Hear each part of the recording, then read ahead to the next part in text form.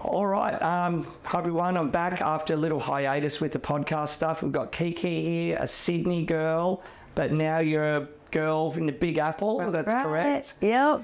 So, original, you're a Sydney girl. Where were you born and bred sort of thing? I'm from Concord, Cabarita. Yeah. Went to Strathfield Girls. Cool. So I'm just around there. And then as soon as I could move out at like 17, I straight into the city. Nice. And then I started on Abercrombie Street and then bopped around and eventually landed in Surrey Hills. Nice. Yeah. Well, Abercrombie Street would have been a bit different than Redfern. Oh, yeah. The real block back then. Yeah, so I was only paying $125 a week in rent when I was living there. Yep. And I actually drove past it the other day. It's still there. It's a blue house that's in line with Dick Street. And that's Which still side of Cleveland, the Redfern side or the city side? city side. Yeah, nice. Yeah. Yeah, still all close. Like my mate lives on the other side, and there's still remnants of what it was, but it's not what it was. It's so different. Like with the brewery getting knocked down, we got so many rats in our place when that got knocked down, and it was just like chaos. It was. So I know, like we'll go through this later, but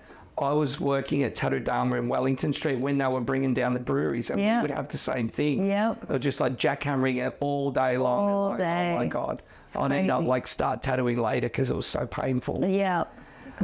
So we'll get to that stuff. So art, where did art come into your world? Were you surrounded by it? Were you influenced by it through like a music scene or friends or just a natural creative?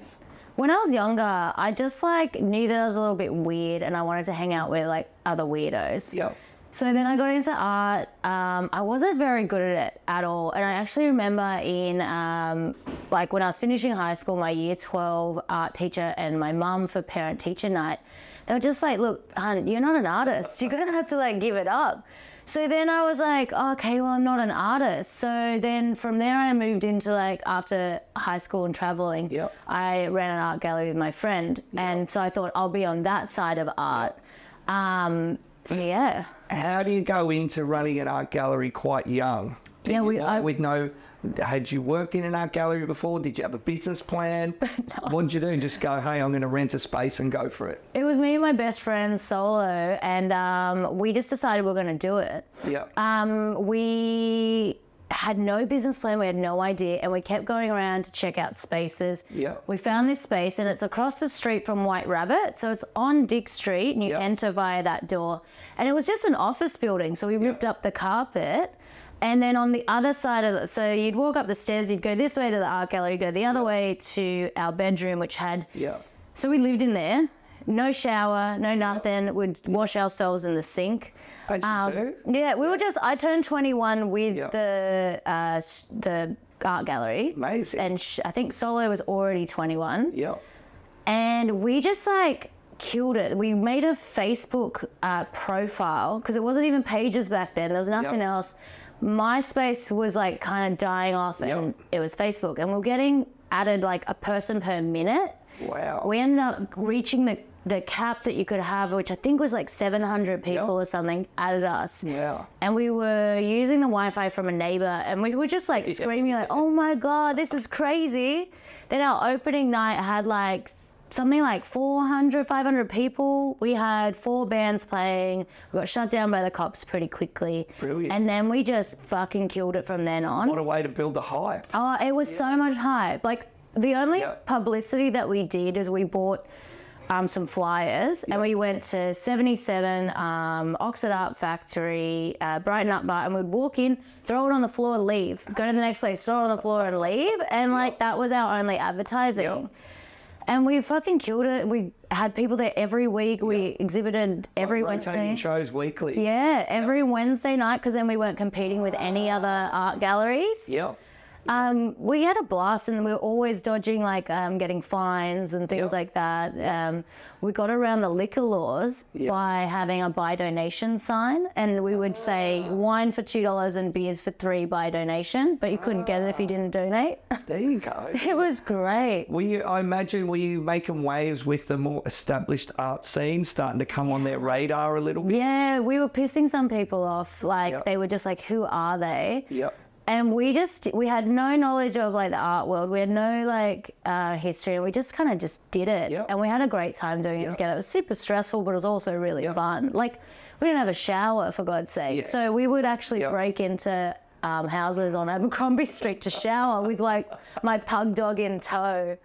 We were just wild. It was so much fun. It was a good time. And then that's when we met like people from Hibernian. So Solo used to rent from Ben Frost and shared space in that studio. So that kind of started our Hibernian house kind of like connection. All within walking distance? Yeah, literally so close. And we were just these two little widows that hung out together. Yep. And then slowly made friends through the space. Yeah. And then did you start to transition into doing art yourself?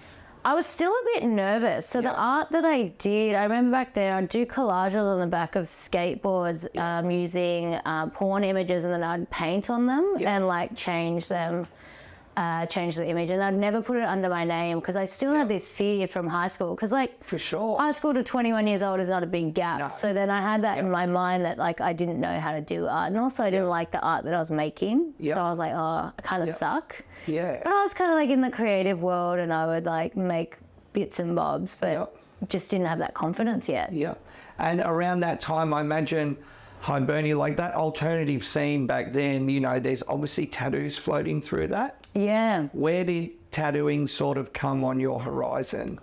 When I was younger, I loved like punk music and all of that. And I was always like, I'm going to get a tattoo, I'm going to get a tattoo. And then I ended up getting my first one when I was 17 in Fingers' kitchen, Fingers Dot. And I got a little flamingo here, and it hurt so much. And I've never ever not had a painful tattoo since. Like I'm just one of those people. I fucking hate it. I hate getting tattooed. So you know when people are like, when I was young, it was so easy. No, not for me. Just from the beginning, it was. From the beginning, and I always knew I wanted to be fully covered.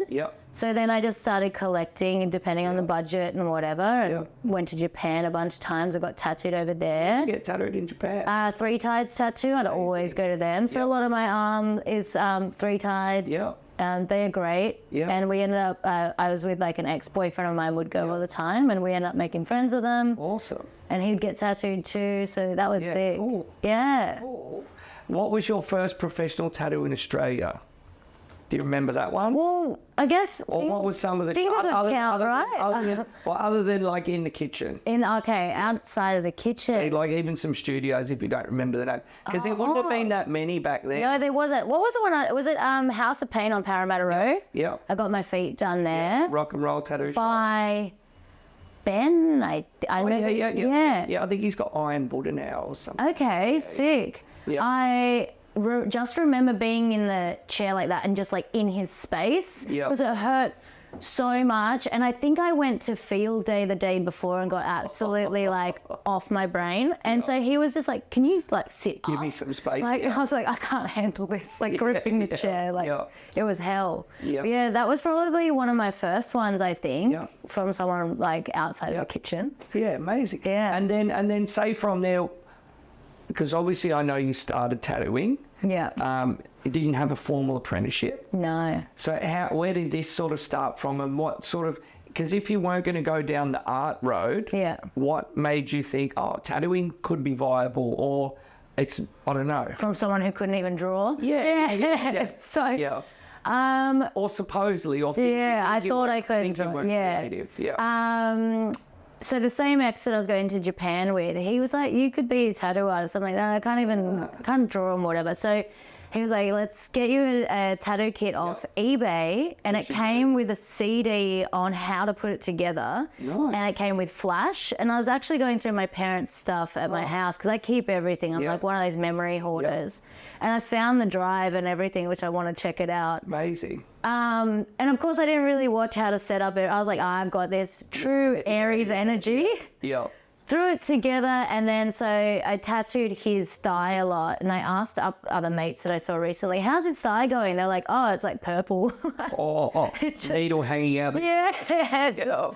So it was like that. So that was just like fun and games. And that started in 2009. And then I slowly learnt things and just It was never meant to be past a party trick. That was just like the idea of it. Would you have ever come across Four Eyes tattoos back in the day? That sounds really familiar. Because back in the day, he was sort of one of the guys that started off, you know, all the drawing style stuff. He made little zines and little booklets of like just line drawings and this sort of stuff. Rick was his name. Yes. And he had a little space up in Bondi and ended up opening a shop years later. He's quite big now, right? I think it's on Instagram. Yes. Because that's when I remember around that time of things starting to change. And be ignorant stuff. Yeah. Like it didn't have to be a perfect tattoo. Yeah. It could look, and I think around then the Russian jail books came out. Oh, they're so good. Yes. So it sort of maybe opened it up to a different crowd that didn't have to be perfect trad tattoo or a Japanese sleeve or tribal or whatever. Fully. Yeah, that changed my view on things, which is so funny. Back in the day when I was tattooing all my mates, they were like, let us give you one. I was like, no, I like my tattoos looking pretty. So even though I was giving people these shit tattoos, I wanted mine to look good at the time because I didn't quite see the full concept yet. And then from doing like my little party tricks and whatever in New York, then that's kind of like where it took off. Just the whole story is like it was in COVID and I was tattooing a different ex, and my American friends were like, you have a tattoo machine? I was like, oh, I've had this fucking thing since like it's been upgraded, but I've had these things since like 2009. And they're like, can I get one? And then so from there I started tattooing my mates, and then I tattooed their mates and tattooed their mates. And then after that, I just said, pay what you think tattoos, because we weren't really allowed to do much yet and whatever. And I was like, you know what? This isn't serious. I'm never going to be a serious tattoo artist. And then it just fucking took off. Like, it was really cool. And then I was like, all right, well, time to actually put some energy and education into this. So I went to the YouTube University and I graduated with flying colours. Oh, it goes without saying. And it just was like the first thing that I've done in my life where I'm like, whoa, fuck, I was always meant to do this. And I love it. I think I dream about tattoos. I think about tattoos. Like, and now I'm starting to be a perfectionist. So now I'm looking at you guys and being like, zooming in and going, how the fuck do they do this? What are they doing? How can I do mine different? Like more of like on a technical side. Technical. So I still want to keep my look, but like the technical stuff that you guys are doing, I'm just like in awe. I watch I've completely exhausted the Vice documentaries of like the New York tattoo scene, Gracie Neutral stuff. I just like, I'm a nerd for it, like a proper nerd. Once you go down that rabbit hole, it becomes all consuming. It's so obsessive and it's so easy to be obsessed because I don't even know who my new idols are because they change all the time because I find someone new. Exactly. These days, like, let's just go back to around 2009, 2010. There were probably 10 tattoo shops in Sydney. Totally. Mate, now there would be 50. And there's so many more artists around. So back then you could sort of know who was who and to an extent. Now you can't. And then the Grammy, you've got people coming in and out of the country from all sorts of countries for longer, shorter, medium periods of time. It's phenomenal. I remember back in the day, it was like, your options were traditional tattoos or that 90s biker. And when I started getting tattooed around 2000 and like, I think my first one was before 2009. So let's say anywhere between 2000 and 2009. I was like, I guess I go like traditional because the 90s like biker style was too close to 2000 that I felt like, oh, that's like not cool right now. And so it went the other way.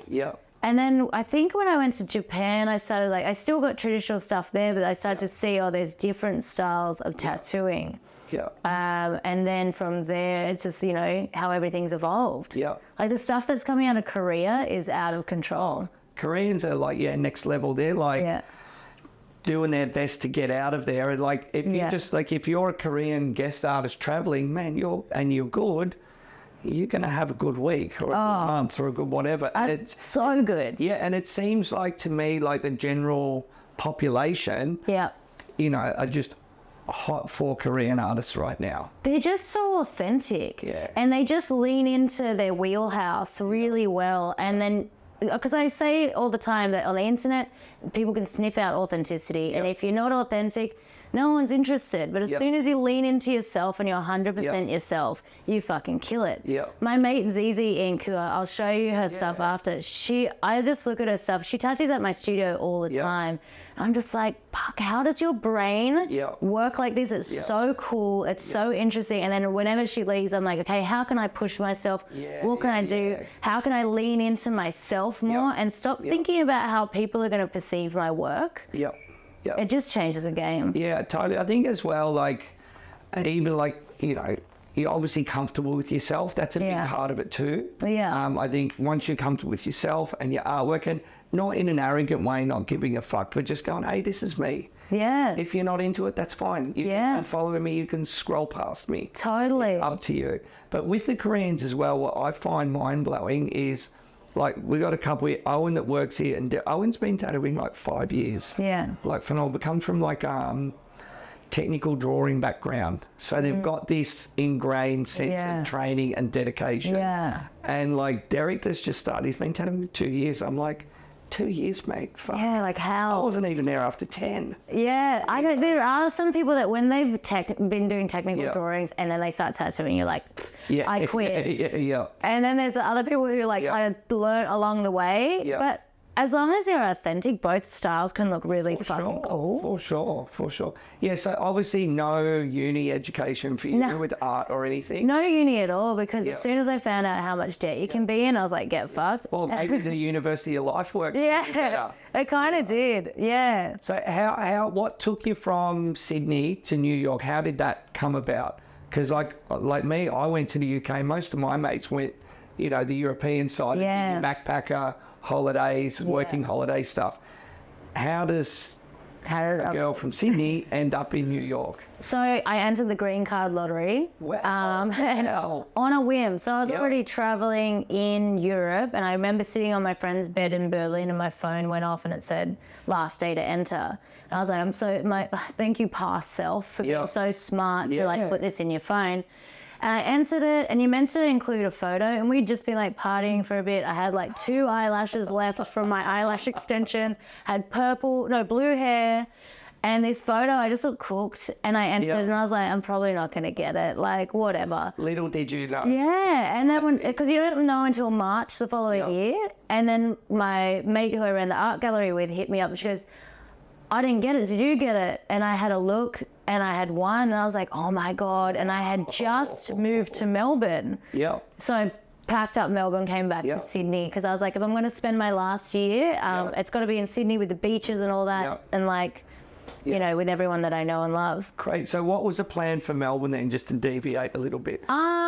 I fell for someone and moved there because they were there, but I never liked Melbourne. It's just not my style, sorry. I'm a Melbourne boy, and I know. You know, I left there at 2021, and I love it as my hometown. But I love Sydney now more. I've been here close to the same time. They're very chalk and cheese. They are. You know, and the weather is the killer down there. I know, the weather's terrible, but what I like about Sydney is, well, what I used to like, I haven't been here in a minute, but what I used to love about Sydney is things are a bit more underground. If you really wanted to do something fucking cool, you had to find out about it. Like when I talk to some of my friends, I'm like, did you ever go to Hibernian House? A lot of them say no. And I'm like, how? Like that was like one of the coolest places, and you had to sniff it out.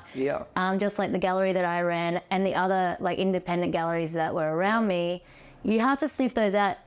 And like I was saying when I was a kid, that I was like, I know I'm weird. I need to find my weirdos. Where's my tribe? And Sydney can offer you that tribe, and there are really cool things, but you do have to search for it. Whereas Melbourne's like, we're so cool here. It's a bit more laid out, grid system. Sydney's like a bunch of little cities and villages all together. And I like that there's a bit of a challenge, you know? Like, it's fun. It's the filter system. It does. It really filters out everyone. Whereas in Melbourne, like, it's kind of all so available. So that's cool. So give me some of your early memories of Hibernian House, and because it's not what it once was. Like I think I came in here on maybe the tail end of it before it's sort of been cleaned up, and you know there's no more piss and shit downstairs. I know. Needles everywhere. I was waiting for that when I came in. But yeah, so like I talk to customers, we get delivery guys coming and going, oh man, I come to a rave here in the 90s. You know, so I a love lot that. of people do have the story. So Yeah. what was it back then? Because I know Ariel, Yeah. we moved into her spot and she was here for like, 13 years. 13 years. So you would have known her back then? Yeah. Because Ben Frost, all that sort Yeah. of era.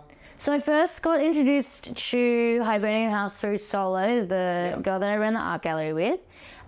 She was in Ben Frost's thing, and then Ariel comes with the building. Like that's just like she's like the local High priestess. Yeah, totally. She's almost like your spiritual tour guide for the place.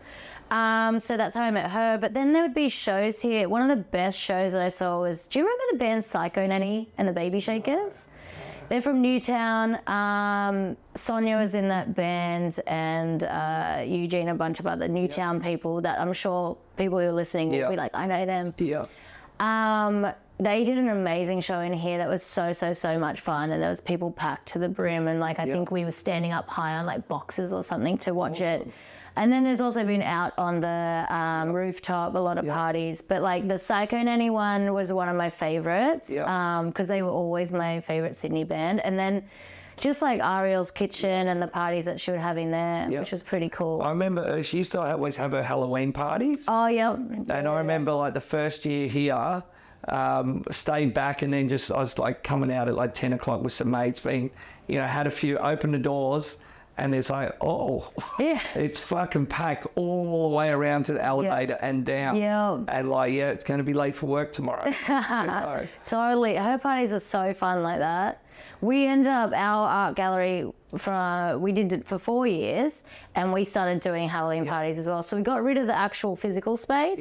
Then we started doing music festivals and parties, and that's what we ended up getting known for. And our Halloween parties, remember we'd talk to Ariel and be like, all right, you get this night, then we get this night. Because hers were iconic and ours were too. And so we had to figure out how we're both going to fit, you know. So that was great. Yeah, we did festivals at Oxford Art Factory back in the day and just like sell out the whole place. So that was great. Yeah. And then, so, all right, you got your lottery. Yeah. You won the lottery. Did you have to pay for this lottery? No, ticket? so you can enter for free and between October and November.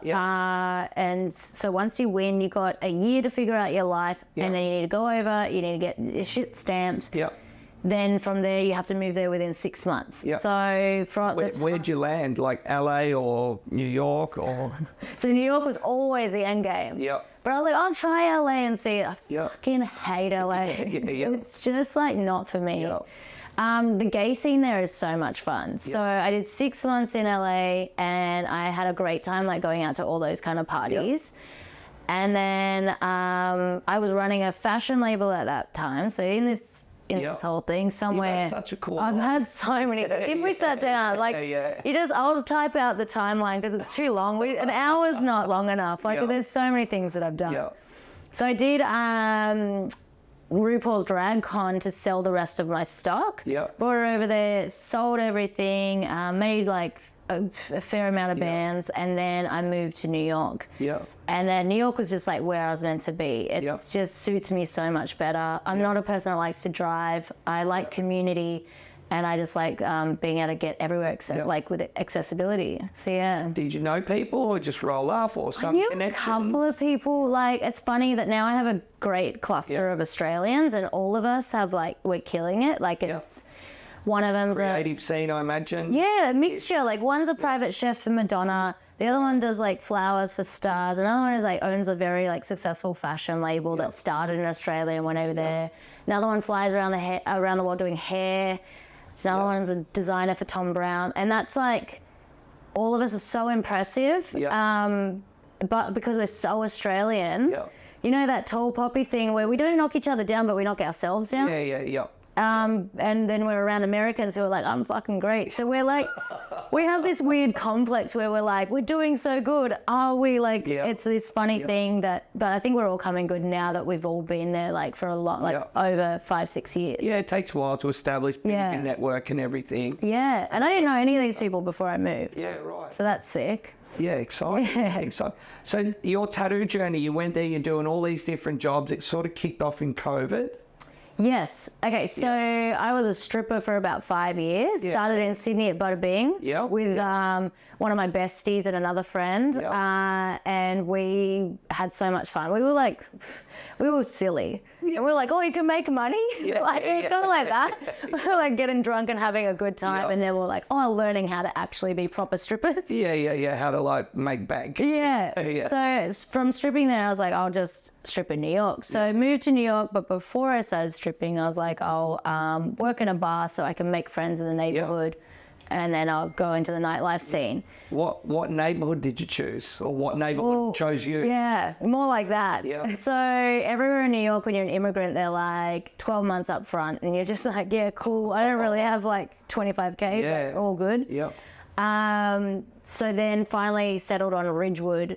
And in Ridgewood, they were literally like, come to Papa. So I've been in Ridgewood ever since, which is like the border of Bushwick and Ridgewood. It's right there. It's super easy, and my studio's there too. So long story long, COVID shut me down after like one of my best nights in stripping. I made so much fucking money that night. And I was like, I'm going to do this forever.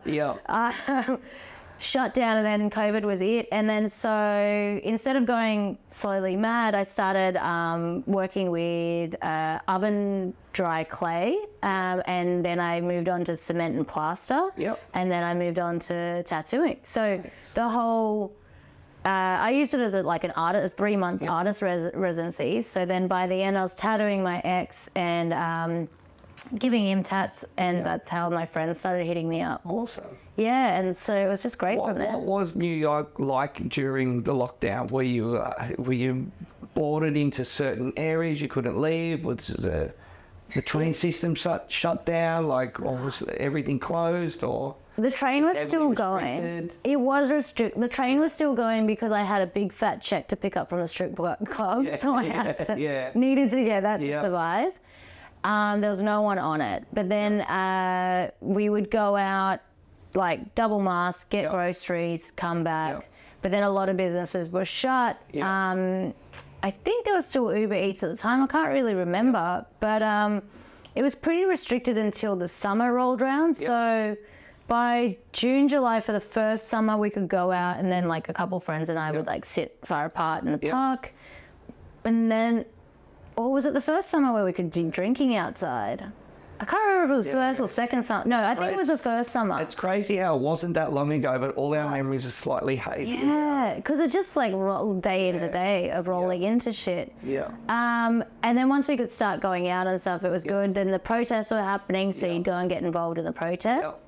I was terrified to join the protests because like a mate of mine who's American, he just got like, he got grabbed, thrown into a paddy wagon and got taken to jail for being at this.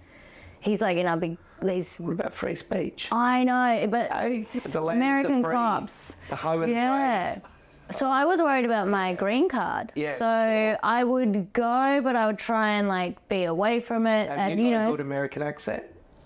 We were talking about this the other day. And a couple of my mates, we all have words that we say that's American. Mine is or, so now I say or, but other mates will say like New York, but then be Aussie for the rest of the sentence. Amazing. It's wild. But yeah, that's what COVID was like. And then I think it must have been the first summer that I could start tattooing people. And then you haven't worked in American tattoo shops? No, like other people's.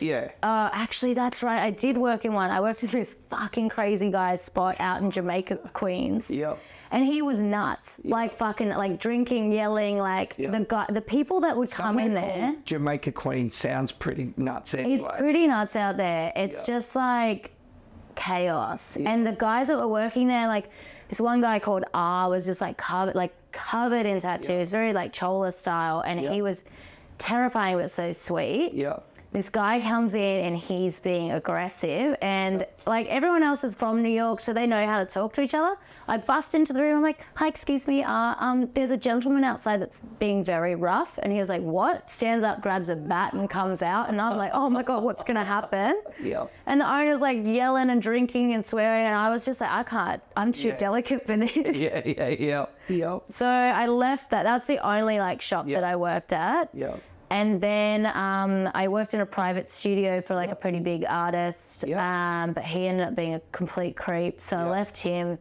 And then I was just tattooing at home. And pay what you think tats at the I start. love it. It's such a unique story Yeah. and a unique entry in and out of tattooing and the travel and everything. Like you've definitely blazed your own trail. It's phenomenal. You know, It's a because vibe. most of these things, everyone's got kind of a similar story. Yeah. It's like a bit of a semi-formula that everyone's followed. So I love it. It's so cool. Well, I tried to go down that route. I actually tried to get an apprenticeship at Tattoo Dharma. Yep.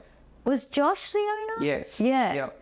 And I think Claire Clarity was working there. Yep. So I came to work at Tattoo Dharma when Claire left to do her own studio. Yes. Yeah, that was my inroad into that shop. Well, I must have applied before that because he goes, we already have a chick. And I went, oh, okay, cool. We've reached our quota. Yeah, literally. Just one woman, please.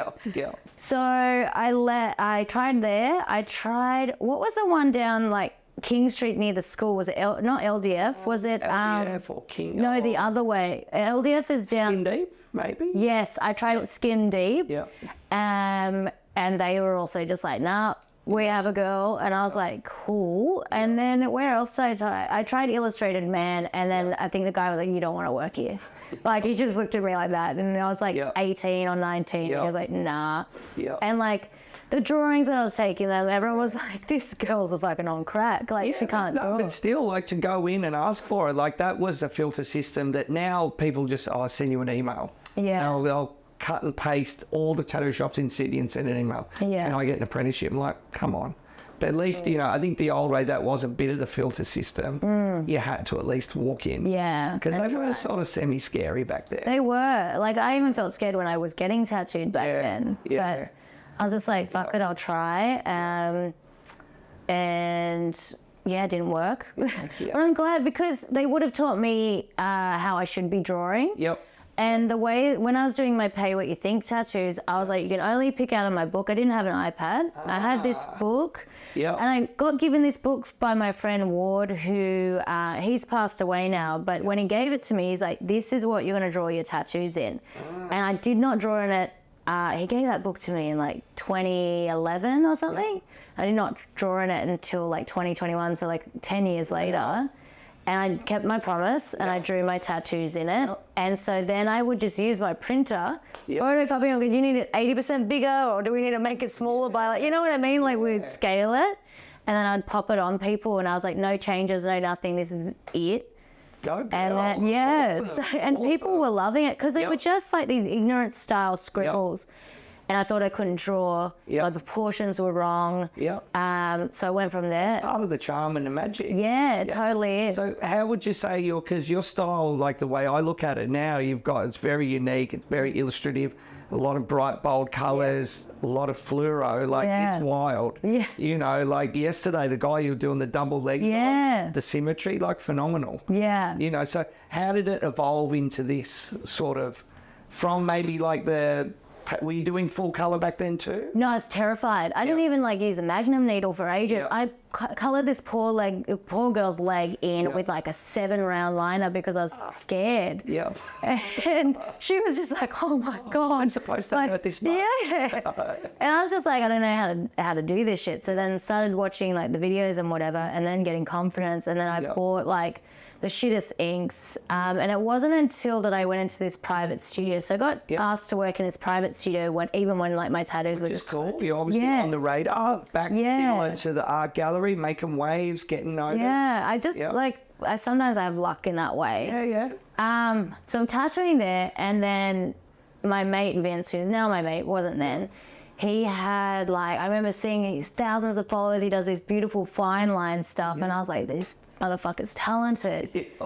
And so he kind of even gave me like, I thought that my hygiene was okay or good, but he was so sweet. I'm like using a stencil printer and he comes over and he's like, you know when you touch everything, that's blood on your hands and that like the penny dropped and I've been anal since. But then he was also in my ear of like, you shouldn't be using these inks, you should use these and whatever. Then he introduced me to more tattoo artists. Amazing. And they were like, these are the brands of needles you should use and all of that kind of stuff. Because sometimes with artists, even with artists within a studio, can be friendly, but they're very guarded. Don't say things. So I love it. Like for me, the cat's out of the bag now. So competition's good. Yeah. Like, don't be afraid of someone next to you getting a little leg up, whatever, because it's going to push you. So it's awesome to hear. And he obviously had a good way. Yeah. Rather than going, hey, you're a fucking dirty pig. Yeah, literally. Like, you know, hey, have you thought about this? Yeah, and so now I do that with my guest artists. Because, like, there's a lot of people in New York that started the same way I did. And most of the industry there is like that. And it's kind of rare when somebody comes through that has had an apprenticeship. Yeah. And whenever those people came through, I'd be like, oh my God, let me learn everything. And asking them so many questions and stuff like that. And finding out the apprenticeships in America aren't always like, they kind of like taught themselves as well, but in a shop without getting paid. Yes. Yeah. So that was kind of interesting. Yeah, cool. But yeah. So it got you onto colour, the better needles, Yes, and then started experimenting and getting some good results. Yeah, so then in that studio, the guy that owned it used to work with like UV ink. Yep. And I was like, what the fuck is this shit? Yeah. Like, so once I got into that, I was like, oh my God. Where's this beat all my life? Yeah, and then I did a research on it. It was actually like big back in the 90s for a minute. Yep. And so I was like, okay, so I'm not the first. Yep. Like, you know, this isn't like... Yeah, tattoo under the black light. I used to work with a guy that would do it, and it would be little gimmicky rave things. Yeah. Like, nothing as elaborate and big as what you're doing. Yeah. It might be, or people get it in their lip or something, the eyes of a dragon. Yeah. Or stay like very minimal. But man, now it's like... the whole tattoo. Yeah. Yeah, which is pretty cool. So then I found the brands that he was working with. I did some more research on brands and stuff because I know that there's some that make ink with phosphorus and there's other that's just basically like zinc, alcohol and water. Yeah. So I was leaning towards those just in case anyone wants to get it lasered. They can't get phosphorus tattoos lasered off. Yeah. Learned that the hard way. So then I was like, cool, I'm just going to work with these kind of brands. So now I just use Waverly inks. And the way that I found out, so I did some research on it, but then I was tattooing a chemistry professor. Yep. And I was saying to him, I think I know what's in these, but can you look up what violet 11.1 is? And he looked it up, found the compounds, and he was explaining it to me. And he's like, nah, there's no phosphorus. You're right. Amazing. Yeah. So I was like, cool, I'm going to keep using this brand. So good. Shout out to Waverly. Yeah, go. What is it? Bill Waverly? Yeah. And Bill Waverly. You're a friend of his? Well, that was his sticker at you. Oh, yeah. Oh, everyone loves Bill Waverly. Yeah, he's done so much great stuff for like, you know, for tattooing in general. Yeah, his product is great. Yeah. Like, so you then, your studio started off just you, and it's just, or was it that studio from COVID?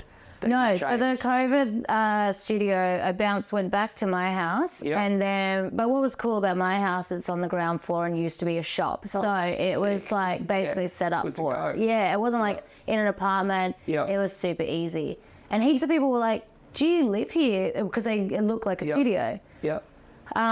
So I got my actual space, which is in like this big grim building that used to make fabrics. What's wild about Americans, they're like, did this used to be a school? I'm like, this is a school. Do you guys go to school in places like this? That's fucking weird. Yeah. So anyway, got that spot and I started out just with like a bunch of people renting off me. Yep. And like any tattoo studio, you know how things like move and like you can't like hold down an artist. They move somewhere, they change cities, they open up their own spots. So I've been open almost 3 years now, and now I have a solid crew of 3 resident artists, and then we have guest artists all the time. Amazing. The name of the studio? Vacation Forever. Oh, there you go. Yeah. There you go. Awesome. So the name, if you think about where'd the name come from? How can you have a vacation forever? Oh, true. Yeah. So I just had a guy come back, an old guy that plays in a punk band. He just toured America and everything. He's going, Americans always like, oh my God, you're on vacation. It's like their favourite. Where are you, mate? I'm on holiday. Yeah, we say holiday. Yeah. But over there is vacation forever. But yeah, I just love that saying. And also like, I had a little depressy session. I used to call it Kee Kees because when I was tattooing out of my house, my friends, people would be like, where'd you get that? And they're like, oh, Kee Kees. Yeah, there you go. So I was doing that and I was like, I don't want my name on it because I am so new in the industry. There were some like trad guys on the same level and they were bullies. And I was like, oh, I'm too much of a target. Yeah. And it just makes it me too obvious. So I was like, I'm going to change my name. And because I was a little depressed, so I was like, Vacation Forever. Yeah, man. Like, blow your brains out. Like, yeah. But it's such a sick name. It's so funny. Yeah. People are like, I'd love to be on a vacation forever. I'm like, you have no idea what it Maybe means. not that one. Yeah. Okay. But that's cool. And like now tattooing, like you say, you got these trad dudes, whatever. Tattooing's so blown open now. The doors have been blown off it. One of the things I'm proud about here at Little Tokyo is like we're all styles. We're everything. We're not just in that niche. And for me, it's just so exciting to see so many different things. Yeah. And, you know, even though I do like my version of what I think is heavy Jap stuff, I still love seeing what you're doing, what fine line people are doing, everything, portraits, just the merging of styles. It's and you really can cool. get that inspiration from everyone. Yeah, because then you can take little bits and pieces and put it into your own. Yeah. I loved like I was going into the boys' room and taking my UV pics, and they were just like, whoa, what's that? And girls like, you can hold the blue light, can you do that for me? Like, so it's fun. Like, and that's the coolest thing about guesting is you've got to learn something everywhere. If you don't learn, like, you can either learn how your business is run, and I can look and be like, okay, that's a cool thing that I need to add to my shop. And then you also learn technical stuff.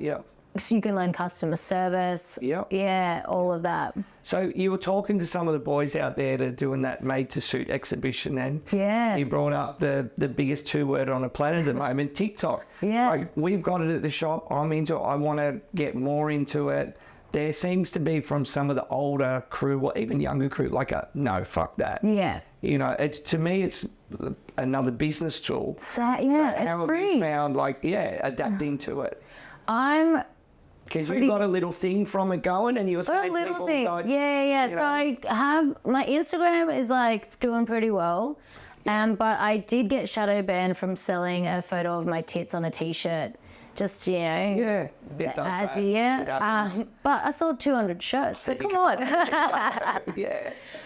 So then I was like, okay, I'm getting a bit of a shadow ban. I need to branch out. Now, like my TikTok, it's not like I'm on it all the time or that I post all the time, but it is getting a bit like I only have 300 followers. So, but I love the app because you can just like take off on it and you can just like build an audience. And even though that I have a lower audience, it's still engaging with people. So I started this thing where I start all my videos, I go, morning tat doggies, and like then I talk about what I'm doing. I'll say today we're going to the studio, we're going to do this tattoo, and I'll walk people through a tattoo. And I did one of them, I think I did it as a reel first, or vice versa. One of them I did first, and I said in the video, so I'm using like a 7 needle. Actually, why the fuck am I telling you what I'm using? You guys don't care. You just want to see the tattoo. And that people were just like commenting, oh, I do care. Tell me about it. And I was like, a live? No, it's just like a video. And I just do a voiceover over the work that I'm doing. And I think because I was being candid, because I had this shadow ban, I was like, what have I got to fucking lose? Like, no one's listening to me anyway. And my engagement is absolutely shit. And I'm new on this other app, like being on TikTok, and my engagement there is low too. So who cares? I'm just going to be myself. And so now that's like starting to pick up that like guest artists will come in and be like, morning tat doggies. Amazing. I was tattooing a regular of mine, and he was like, oh, when I go into work, my work buddies say it. I was like, that's so sweet that this like little niches happen from something that I was like, what am I going to do? You know? So that's cute. I love it. Yeah, so cool. I could sit here and talk to you all day, but it's been great. Like, we haven't spent much time together, but I feel like I've known you forever. Same as so that's really cool. So I know you're going back to New York. You've only been out here 3 weeks, but please come back anytime. Absolutely. And hopefully we can do a round 2 in the future. Yeah, I would love to. If I didn't have to go and tattoo stuff, why not? Any shout outs, anything you want to say, or say hi to New York, or whatever you want to do, or just say, see you later, tat dog. If anyone wants to come and guest at Vacation Forever, hit me up. I love like having people over there. We haven't had an Australian yet. There you go, people. I think like I don't even know any other Australian tattoo artists in New York at the moment. Maybe I'm not doing my homework, but people need to come over and hang out.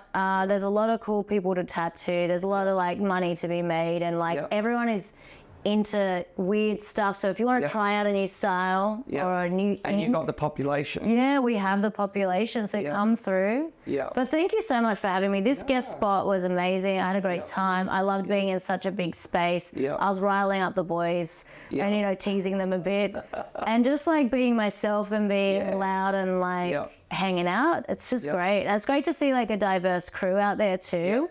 Yeah, well, that's why many things I'm proud of here, but that's one of them. Yeah, it's really you know yourself as a studio owner. For me now, this place has got a life of its own. I'm just trying to guide it a little bit, and whatever will be, will be. Yeah, and it's so cool. I wish that I didn't jam pack. Like I didn't expect to be fully booked like that. You're like done. Yeah, I did 18 tattoos, 14 people, 3 days, 3 12-hour days. So like I slept until 12 today. Yeah, why not? But next time I want to like spread it out because I want to stand and look over. You guys are like, you have some of the best artists here and I could learn so much if I wasn't like... Yeah, just pedal to the metal. Yeah, just being like, fuck, what's the time? I've got to hurry up. Yeah. But yeah, being around these kind of artists, it's cool. And it was also fun to be like, ha ha, look at me, like the cheeky little kid. Yeah. And they're just like, why is she, I was walking back and forth getting all these people and they were like, what the fuck? It's good. Yeah, it was fun. It was really fun. I had the best time. And you guys are so genuine and like, you're so welcoming. So it was fucking sick. Amazing. And thanks for Ariel. I think, how did you end up finding us?